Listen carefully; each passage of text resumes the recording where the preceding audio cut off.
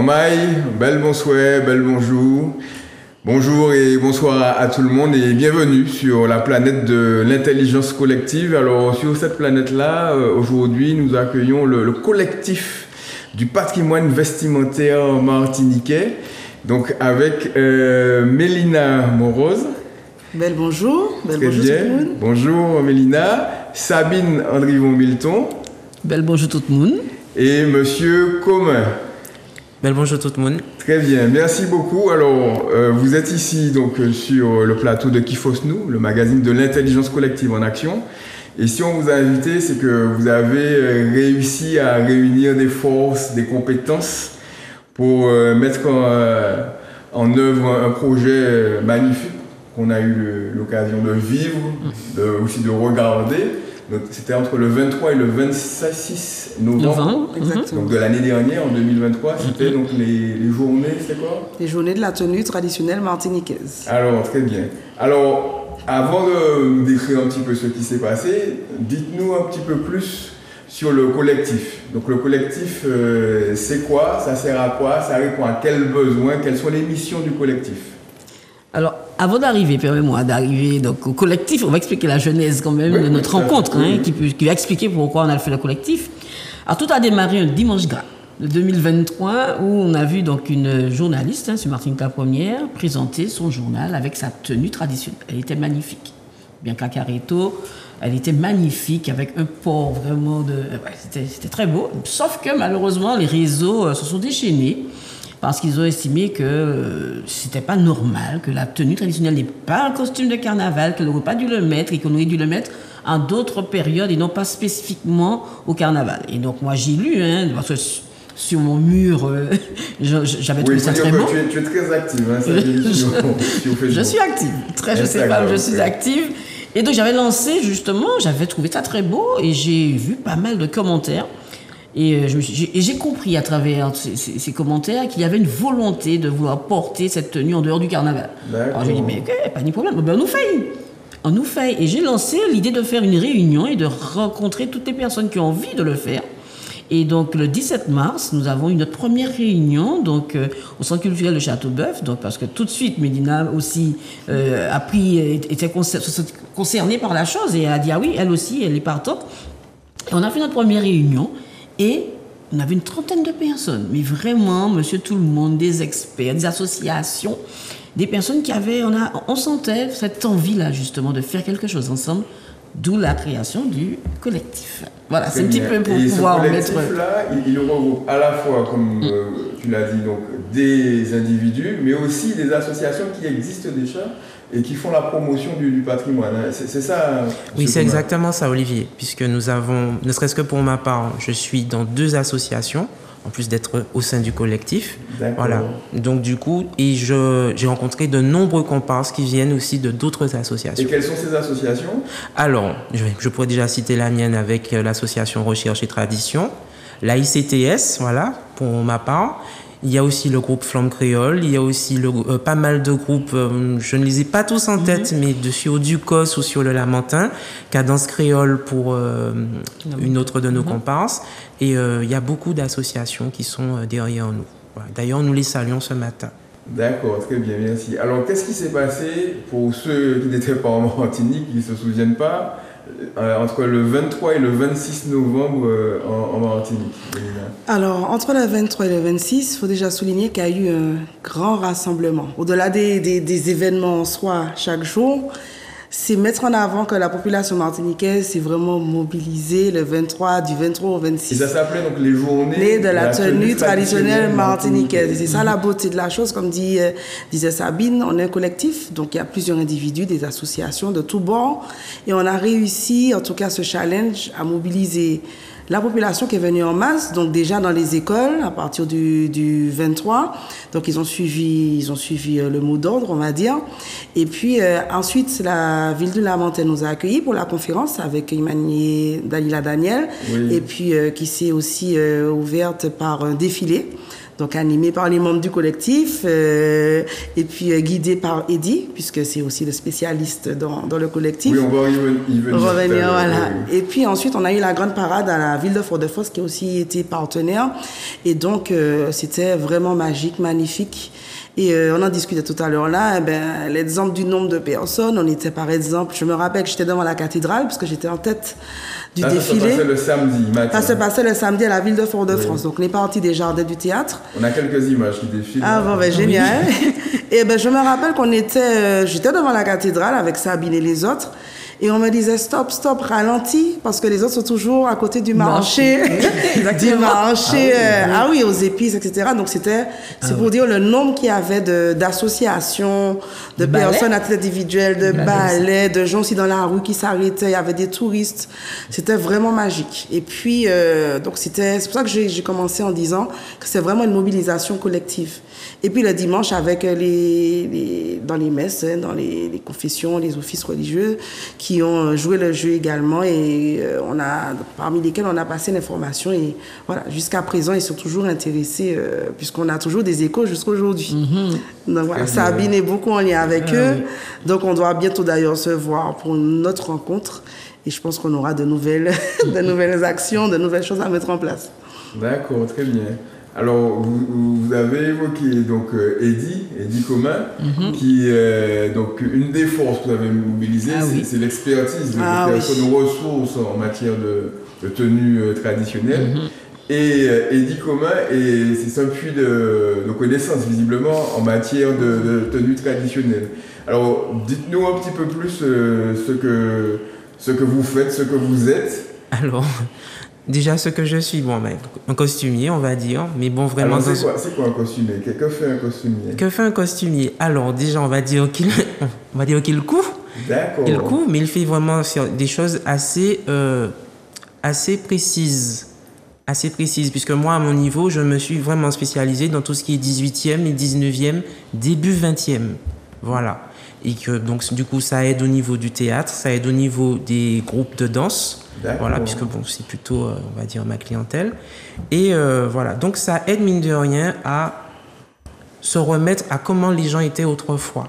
Je dis bien costume, mais pas le costume du sens du déguisement. Oui. Voilà, donc c'est vraiment la manière dont nous étions autrefois, dont nous portions le vêtement autrefois.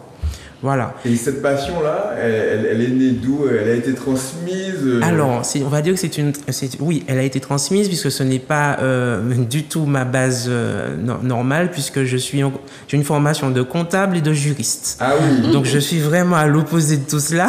Mais on va dire que je dirais presque que c'est un don qui a été transmis dans la famille, puisque je viens d'une lignée de couturières.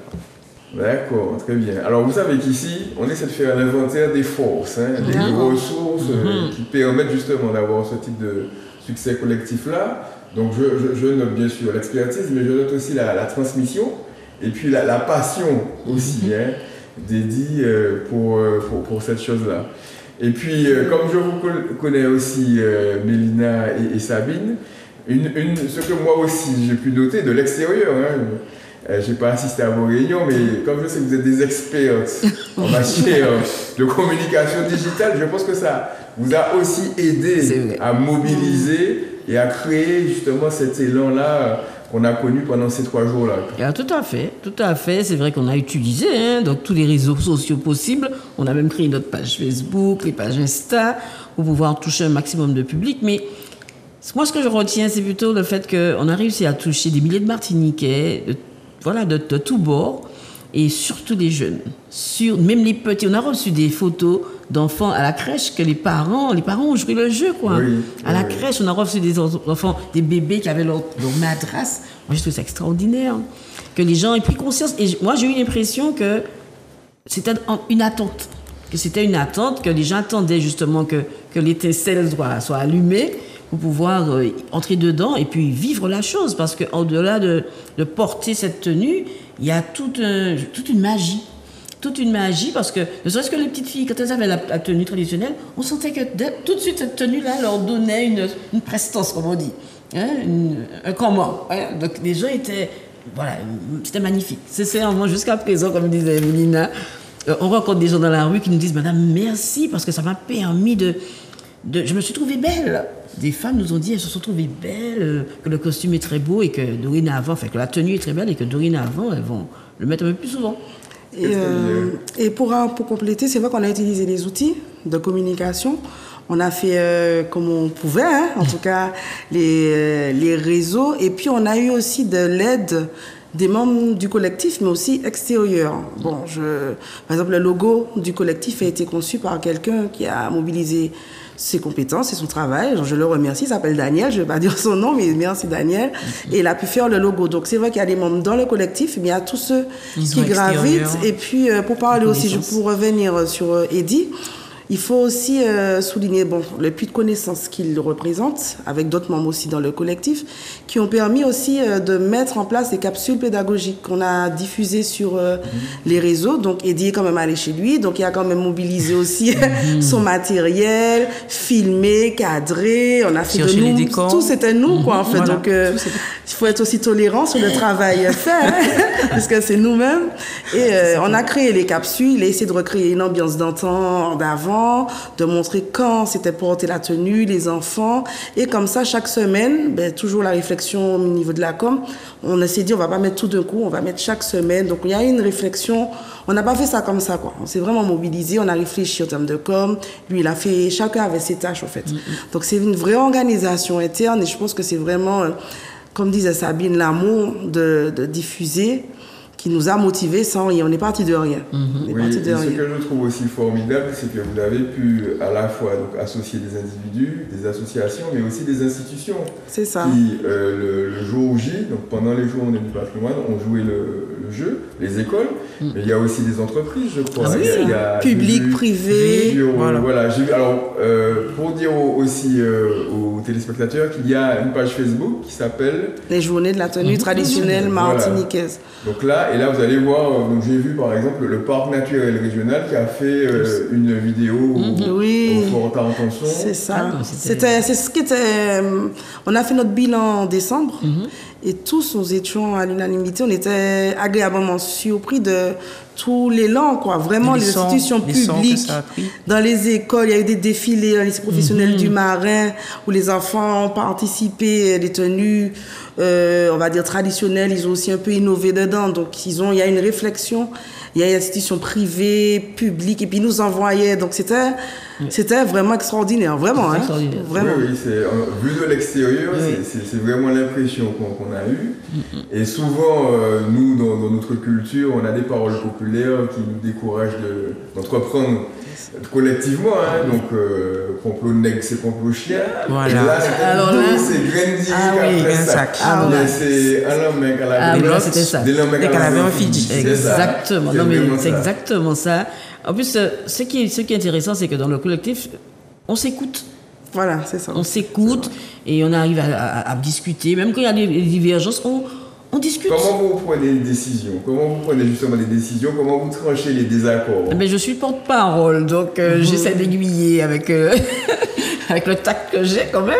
Et je reprends la main quand il faut, quoi. Donc, diplomatie. Beaucoup de diplomatie, mais au-delà de cela, on n'a pas eu de grosses difficultés. Après, moi, je dirais que c'est intéressant aussi d'avoir, puisqu'il y a différentes associations, il y a différents individus. Le collectif, c'est des individus et associations qui ont différentes expériences, différents passés. Donc, il y a des fois, c'est vrai, chacun a, je dirais, par exemple, dans le milieu du Bel Air, dans lequel j'évolue aussi, chacun a son idée, a lu, a fait ses recherches.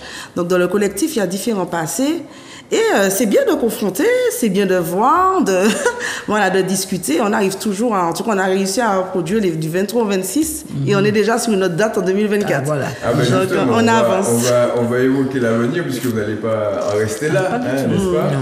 Et alors, quels sont les prochains rendez-vous que vous donnez à la population martiniquaise? Alors, on a fait un bilan donc, dans lequel on a justement annoncé que nous allons mettre en place donc, je ne vais pas dire plus à des cours, mais des initiations, notamment animées par nos experts, qui vont nous expliquer, parce que c'est bien beau d'être dans le collectif, il y a des personnes qui tâtonnent, notamment moi. Oui. Il faut avouer, je ne suis pas spécialiste et j'ai envie d'apprendre. Et donc, on va profiter de la présence de nos experts, comme on les appelle, nos experts, j'y tiens, pour nous enseigner, d'accord, les différents éléments de la tenue, la période, les bijoux, parce qu'on ne met pas n'importe quoi avec n'importe quelle tenue, on ne met pas n'importe quel couvre-chef, etc. Donc on a des choses à apprendre. Donc on va mettre ça en place. Aussi, il y a une demande forte de confection. Il y a des personnes qui ont envie de coudre, qui ont envie de faire leur tenue, donc on y pense. Et puis, bien sûr, on va se voir pour pouvoir organiser les prochaines journées. Très bien. Alors, bon, nous, ici à Kifos, on essaye d'envisager donc l'avenir à partir de nos forces et de nos acquis. Donc, la question de la transmission est importante, c'est au cœur de votre problématique. Mais est-ce que c'est pas un peu, je serais un peu provocateur, un peu passéiste de regarder la tradition est-ce que c'est pas un peu réducteur encore? Ben, je ne trouve pas. C'est-à-dire que pour regarder demain, je pense qu'il faut quand même connaître une base. Et je le redis exprès parce que d'être dans le milieu du Bel-Air, le Bel-Air continue à se faire. Hein, et il y a beaucoup de gens qui le trouvent rétrograde. Heureusement qu'il continue à se faire. Au moins, il y a la base. Et puis, il y a de ceux les puristes qui restent. Et puis, il y a de ceux qui innovent. Donc, moi, je suis pour connaître quand même les bases. Il y a une tenue, même les enfants de 10 ans, 11 ans que je côtoie même aujourd'hui, je leur dis, il y a une tenue, regardez. Ils sont émerveillés devant. C'est quand même de l'ingénierie hein, pour faire cette tenue. Il y a une tenue. Après, il faut la connaître. De temps en temps, vous pouvez la porter. Vous pouvez porter vos jeans. Mais voilà, il faut quand même connaître et puis faire avec. On n'oublie pas qu'il y a la société actuelle et moderne. Mais comme je disais, c'est comme le Bel-Air. On passe du Bel-Air en radio. Ben, pourquoi pas demain, moi, j'ai envie de mettre ma gaule. Pas la gaule, parce qu'apparemment, c'est l'intérieur. Voilà. Mais une tenue. Et puis, voilà, il y a des coiffures aussi. On est revenu au nappy. Il y a des coiffures, comme on disait, caca mouton, comme on dit chez nous. Oui. Ben, moi, je le porte un moment. Voilà, bon. Après, je pense que c'est chacun qui aussi, comme j'ai tendance à dire, chacun déposer son style et puis ça passe. Je vois que ce soit une mauvaise chose. Il faut connaître. Moi, je dirais même qu'il y a l'AFCA du Hearn qui répondait déjà parce qu'il disait que dans ses 3 ans à la Martinique, où il voyait que malheureusement le costume commençait peut-être pas à s'essouffler, mais certaines commençaient à changer. Donc du coup, il disait qu'il y avait beaucoup plus de jeunes filles élevées en chapeau. Il parle bien de la classe, on va dire, des personnes de couleur. Voilà, plus de jeunes filles élevées en chapeau que comme autrefois avec le mouchoir de madras. Donc du coup, et mine de rien, c'est porté toujours. Donc du coup, il faut se dire que ça a sa place. Bon, c'est sûr que nous leur avons trouvé d'autres places, notamment nos tenues d'apparat. Nous avons réussi à les mettre dans les mariages et baptêmes. Donc c'est peut-être à nous de trouver d'autres occasions, bien de la normaliser peut-être, mais je pense qu'il n'est pas impossible de continuer à faire avec tout en progressant dans la modernité. Mais c'est sûr que me connaissant et connaissant d'autres, il y a des choses codifiées et que nous ne pouvons retirer. Voilà. Comme quoi, par exemple? Alors, ce serait mon but propre. Oui. Il y a la traîne. Oui. La traîne donne une posture à la dame qui fait qu'elle est toujours vous regardez sur une photo, les dames sont toujours bien mises. Et c'est la traîne, les manches, le col, tout ce qui traduit à travers la féminité. Vous retirez certains éléments, la dame commence à s'afficher un petit peu, à se laisser aller, à se mettre, voilà. D'accord, très bien. et donc pour vous, la tradition, c'est un élément fondamental, c'est une force sur laquelle il faut s'appuyer justement pour regarder demain, c'est bien ça? Tout à fait. Exactement. Alors en tant qu'historienne, je rebondis. Je rebondis parce que... Non, alors moi je suis... Alors c'est vrai qu'il faut vivre avec son temps. Moi ça c'est mon leitmotiv, il faut vivre avec son temps, mais ne pas oublier. Oui. Moi c'est ça, c'est-à-dire que la personne me dit, bon, ça ne m'intéresse pas, etc. Je comprends tout ça. Mais est-ce qu'elle sait? Moi, c'est ça, la connaissance. Tu dois savoir que oui, ça existe. On ne te l'oblige pas à le porter. D'ailleurs, on a même adapté cette année. On a dit, bon, allez, on commence par le madras. Ne serait-ce que, voilà, ceux qui n'ont pas la tenue peuvent déjà mettre le madras. Mais il faut connaître, on ne peut pas ne pas connaître la tenue traditionnelle. D'accord? Tu ne la portes pas, il n'y a pas de souci, mais tu sais que ça existe. Demain matin, tu ne vas pas entrer, tu seras un ambassade. Je dis ça à mes élèves, vous pas entrer dans des pays, puisque maintenant, ils vont partout, nos jeunes, ils ne vont pas qu'en France, c'est fini, ils vont partout. On te dit, c'est quoi la tenue traditionnelle de chez toi, ou passe à Palais? Non, il y a un problème. D'accord? Donc c'est ça. On doit donner la connaissance, on doit savoir la base. Et la base, c'est quoi? Ben, on a eu ces tenues, ça a évolué. Alors c'est vrai que j'ai appris qu'il y a 2 écoles. Il y a entre guillemets les puristes, puis il y a ceux qui veulent évoluer. Les deux peuvent vivre ensemble. Moi, j'estime que les deux peuvent vivre ensemble, mais il faut connaître. Donc, même si toi, tu mets une tenue revisité, mais tu sais quand même que c'est revisité. C'était pas la base. Et c'est ça qu'on doit leur donner. On doit donner la base aux gens. Et à partir de cela, on fait ce qu'on veut. Mais la connaissance passe par là. Et puis, je voulais rajouter, on peut partir de cette tradition, comme tu le disais déjà, pour innover, s'inspirer. Donc, il y a, par exemple, une tenue revisitée que j'ai montrée à un jeune qui est dans mon entourage et il a trouvé ça magnifique. Mais à la base, il y avait quand même les éléments fondocs, on va dire, de la tenue. Et puis, ça va donner lieu à d'autres choses, l'économie. Je sais que pour les journées, il y a beaucoup de commerces qui étaient ravis parce qu'on a acheté du tissu. Donc, la base de la tradition et de remettre en valeur ces tenues traditionnelles peuvent servir ça peut devenir le moteur de plein de choses.